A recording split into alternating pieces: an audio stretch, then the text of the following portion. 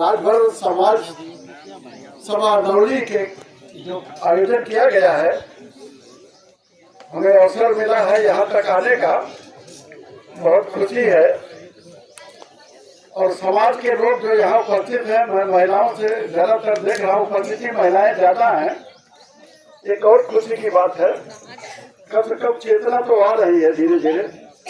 हम लोग 45 सालों से लगे हैं रात दिन समाज को जगाने के चक्कर में, जीवन तो करीब करीब बिता ही डाले हैं। आज की ऐसी स्थिति थोड़ी थोड़ी सी जुगजुगा रही है, लाइट दिखाई पड़ रही है। तो मेरा कहने का मतलब यह है कि आज जो विषय चल रहा है,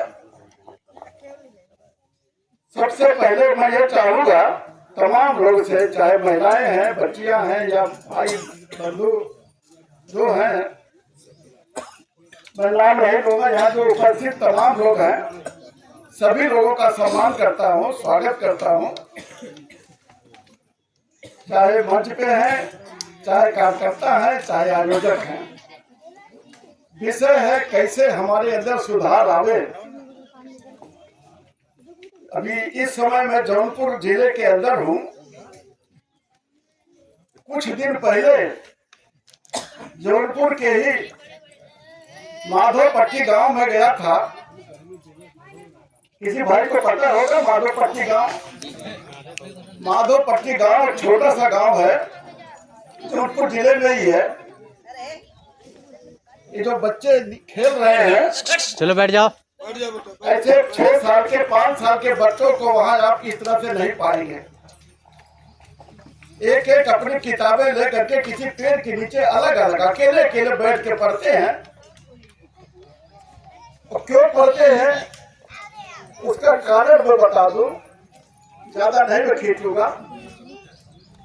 उनके अंदर ऐसा माँ बाप के द्वारा, परिवार के द्वारा संस्कार डाला गया है।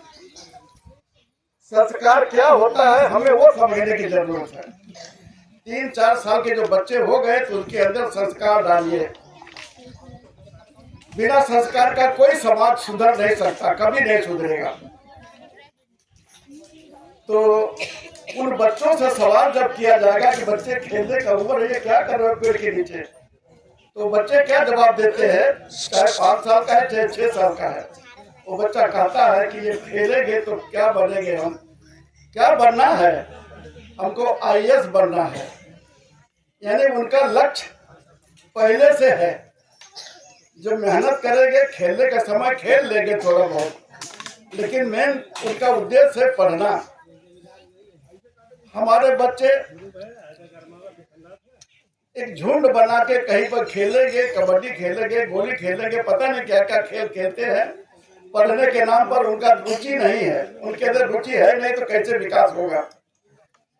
माधोपट्टी गांव का फिर से मैं नाम ले रहा हूँ। छोटा सा गांव है। छोटे से गांव में एक भी घर ऐसा नहीं है बाकी जिस घर में IAS या PCS अधिकारी नहीं है। चाहे महिला हो या पुरुष हो, सब अधिकारी हैं।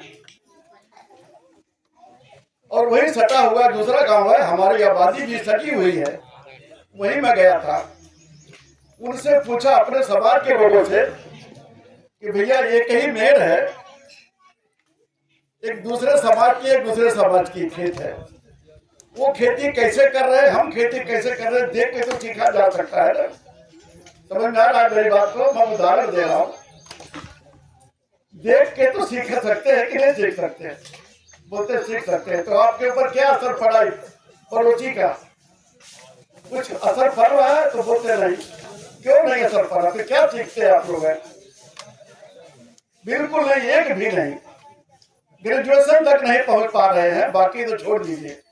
और मैं ये भी कहूंगा ग्रेजुएशन करना कोई जरूरी नहीं है आज के जमाने में। जैसे डॉक्टर साहब ने कहा,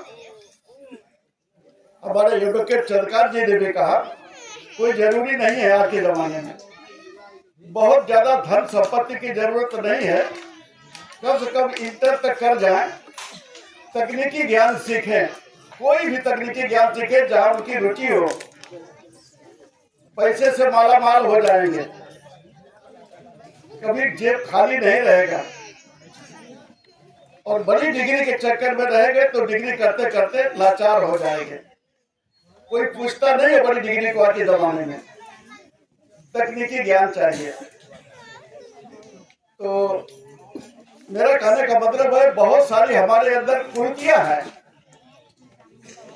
क्या क्या कुरीतियां हैं हम लोग 40-45 साल से वही बता रहे हैं, लेकिन लोग इधर सुनते इधर से निकाल देते हैं और उसी को और बढ़ावा देते जा रहे हैं। मैं देखता हूँ, यहाँ तो नहीं है ज्यादा दिन समय दिया, लेकिन देखता हूँ नवली गांव का बहुत अच्छी बात है। एक तो कि लोगों का संगठन तो है, मीडिया में जाता है, अखिलेश जी जो है हमें भी पहुंचा देते हैं। मैं घर में सोए सोए देखते रहता हूँ यहाँ का कार्यक्रम। तो कार्यक्रम तो अच्छे होते हैं, लेकिन उसमें तमाम कुरीतियां हैं, तमाम कुरीतियां हैं। हमें जो है ये भगवानों के पीछे नहीं दौड़ना चाहिए। जो यहाँ पर लोग आडंबर है, ये नवली गांव बहुत आगे है, पैसा लोग कमाते हैं, उसी में खर्च करते हैं। तमाम तरह का आडंबर है। महिलाएं बैठी हुई हैं, मैं ज्यादा नहीं कुछ कहूंगा, विशेष करके महिलाओं से जरूर कहता हूं।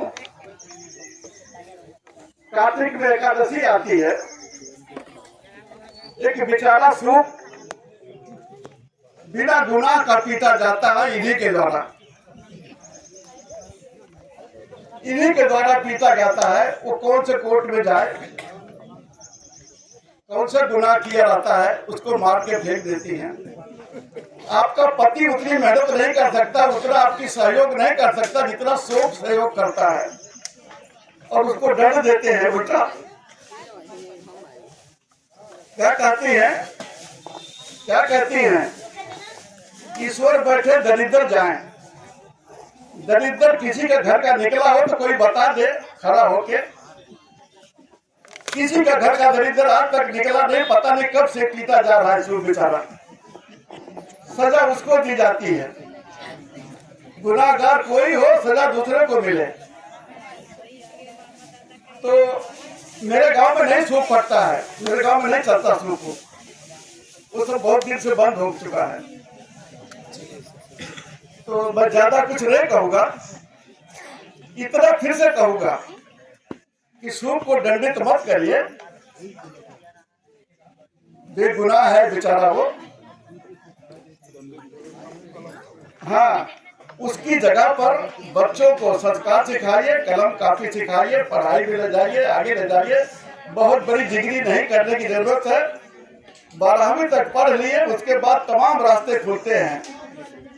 शिक्षा बोलते हैं ना, शिक्षा एजुकेशन एक ऐसी कुंजी है जो इसको मास्टर कुंजी कहते हैं, स्मार्ट कुंजी कहते हैं। आज के जमाने में सभी ताले उससे एक ही कुंजी से खुल जाते हैं। भाई साहब ने कहा ना कि शिक्षा शेरनी का दूध है, जो पिएगा वो दहाड़ेगा। सही बात है। शिक्षा ही जो ऐसी चीज है कि उससे आपको बोलने का अधिकार मिलता है, दहाड़ने का अधिकार दिया है बाबा भीमराव अम्बेडकर जी ने। किसी की डर नहीं है। मैं ज्यादा कुछ नहीं कहूँगा, समय बहुत ज्यादा हो गई है। हम लोग को 11 बजे तक का समय मिला था, 11 बज गया, कार्यक्रम शुरू होते होते। हाँ, मैं सभी उपस्थित लोगों का धन्यवाद करूंगा। धूप की गर्मी से सब तप रहे हैं, भूख जो लगी होगी लगी ही होगी। तो धन्यवाद, चाहे वो यहाँ के लोग हो चाहे बाहर से आए हो, मैं सभी का आभार मानता हूँ। कार्यक्रम में आए हैं, चलिए ठीक है, स्वागत है सबका। ओके।